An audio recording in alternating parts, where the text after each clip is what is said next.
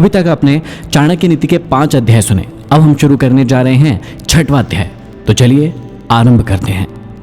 6वें अध्याय के आरंभ में श्री चाणक्य हमें समझाते हैं कि मनुष्य शास्त्रों को पढ़कर धर्म को जानता है और मूर्खता को त्याग कर ज्ञान की प्राप्ति करता है तथा शास्त्रों को सुनकर मोक्ष प्राप्त करता है। श्री चाणक्य कहते हैं कि पक्षियों में कौवा, पशुओं में कुत्ता, ऋषि मुनियों में क्रोध करने वाला और मनुष्यों में चुगली करने वाला चांडाल अर्थात नीच होता है। पाप कर्म व चुगली करने वाला मानव जीवन में दोष माने गए हैं। इन्हें करने वाला मनुष्य ऋषि मुनि होने पर भी चांडाल होता है, जैसा पक्षियों में कौवा और पशुओं में कुत्ते को नीच माना गया है। आगे समझाते हैं कि कांसे का पात्र राग द्वारा मांजने से शुद्ध होता है, तांबे का पात्र खटाई से रगड़ने से शुद्ध होता है, स्त्री रसस्वरा होने से पवित्र होती है और नदी तीव्र गति से बहने से निर्मल होती है।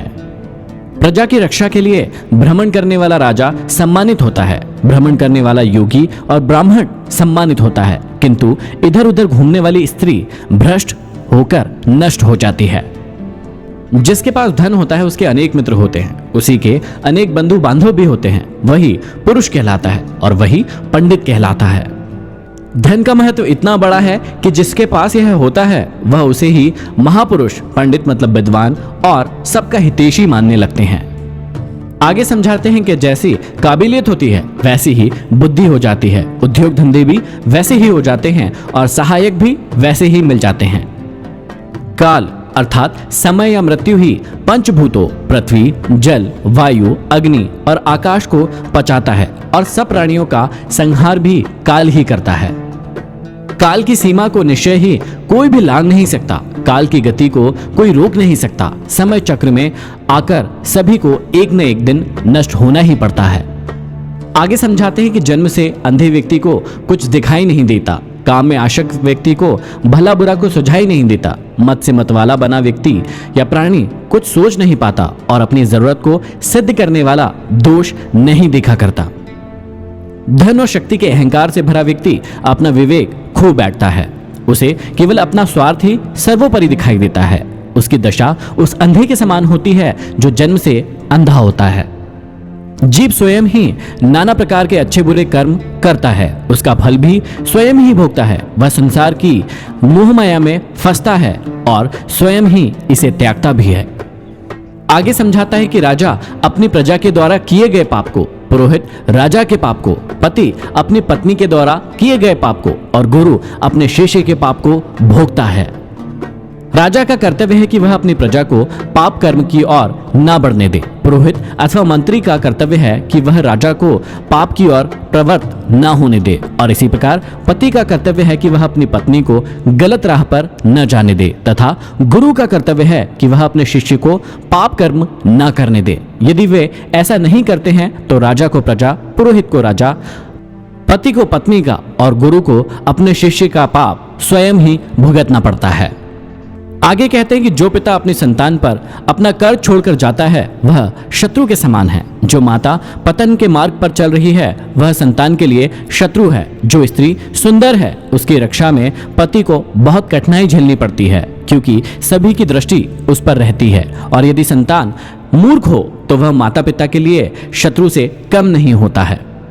आगे समझाते हैं कि लोभी व्यक्ति धन का लालची होता है, अहंकारी व्यक्ति अपने अहंकार की संतुष्टि चाहता है, उसे नम्रता से वश में करना चाहिए। मूर्ख व्यक्ति की इच्छा अनुसार कार्य करके उसे बहला फुसलाकर वश में करना चाहिए और विद्वान व्यक्ति के सम्मुख कभी झूठ नहीं बोलना चाहिए, उसे सच्चाई से ही वश में करना चाहिए। बिना राज्य के रहना उत्तम है, परंतु दुष्ट राजा के राज्य में रहना अच्छी बात नहीं है। बिना मित्र के रहना अच्छा है, किंतु दुष्ट मित्र के साथ रहना उचित नहीं है। बिना शिष्य के रहना ठीक है, परंतु नीच शिष्य को ग्रहण करना ठीक नहीं है। बिना स्त्री के रहना उचित है, किंतु दुष्ट और उल्टा स्त्री के साथ रहना उचित नहीं है। आगे चाणक्य समझाते हैं कि शेर और बगुले से 1-1, गधे से 3, मुर्गों से 4, कौवे से 5 और कुत्तों से 6 गुण हमेशा किसी भी मनुष्य को सीखने चाहिए। इन्हें समझाते हुए कहते हैं कि काम छोटा हो या बड़ा, उसे एक बार हाथ में लेने के बाद कभी नहीं छोड़ना चाहिए। उसे पूरी लगन और सामर्थ्य के साथ करना चाहिए। जैसे शेर पकड़े हुए शिकार को कदापि नहीं छोड़ता, शेर का यह गुण हमें अवश्य लेना चाहिए।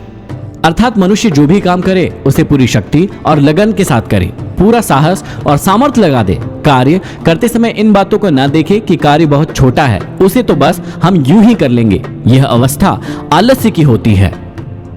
शेर को जब हमला चाहे हाथी पर करना हो या फिर किसी हिरण पर करना हो, वह एक से आक्रामक मुद्रा बनाकर एक से साहस और वीरता के साथ हमला करता है। आगे कहते हैं कि सफल व्यक्ति वही है जो बगलू के समान अपनी संपूर्ण इंद्रियों को संयम में रखकर अपना शिकार करता है। उसी के अनुसार देश, काल और अपनी सामर्थ्य को अच्छी प्रकार से समझकर अपने सभी कार्यों को करना चाहिए।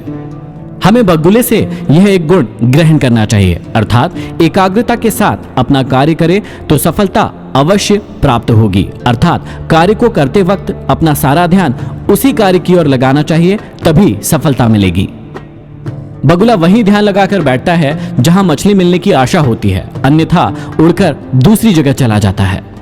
आगे समझाते कि अत्यंत थक जाने के बाद भी बोझ को ढोना, ठंडे गर्म का विचार ना करना, सदा संतोष पूर्वक विचरण करना, ये 3 बातें हमें गधे से हमेशा सीखनी चाहिए। बुद्धिमान व्यक्ति को कभी भी अपने कर्तव्यों से विमुख नहीं होना चाहिए। उसे अपने कार्य को बोझ नहीं समझना चाहिए, ऋतुओं के प्रभाव को भी अनदेखा कर देना चाहिए और संतोष के साथ अपने कार्यों को करते रहना चाहिए। ये 3 गुण गधे में पाए जाते हैं जो हमें अपनी जिंदगी में सीखना चाहिए। आगे समझाते हैं कि ब्रह्म मुहूर्त में जागना, रण में पीछे ना हटना, बंधुओं में किसी वस्तु का बराबर भाग करना और स्वयं चढ़ाई करके किसी से अपने भक्ष को छीन लेना, ये चारों बातें हमें मुर्गे से सीखनी चाहिए। वह सुबह उठकर बांग देता है, दूसरे मुर्गों से लड़ते हुए कभी पीछे नहीं हटता। वह अपने खाद्य पदार्थों को अपने चूजों में साथ बांटकर खाता है और अपनी मुर्गी को समागम में संतुष्ट रखता है। आगे चाणक्य कौवे के 5 गुण समझाते हैं। कहते हैं कि संभोग हमेशा गुप्त में करना चाहिए, छिपकर चलना चाहिए, समय समय पर सभी इच्छाएं वस्तुओं का संग्रह करना चाहिए, सभी कार्यों में सावधानी रखनी चाहिए और किसी पर जल्दी विश्वास नहीं करना चाहिए। ये 5 बातें कौवे से हमें जरूर सीखनी चाहिए। अब बताते हैं कुत्ते के 6 गुण। बहुत भोजन करने की शक्ति रखने पर भी थोड़े भोजन में ही संतुष्ट हो जाए, अच्छी नींद सोए, परंतु जरा से खटके पर ही जाग जाए, अपने रक्षक से प्रेम करे और शुद्धता दिखाए। इन 6 गुणों को हमें कुत्तों से सीखना चाहिए। यदि आप इन सभी गुणों को अपनी जिंदगी में उतारेंगे तो आपको सफलता अवश्य मिलेगी। यह था भाग 6। अब हम बढ़ते हैं भाग 7 की ओर।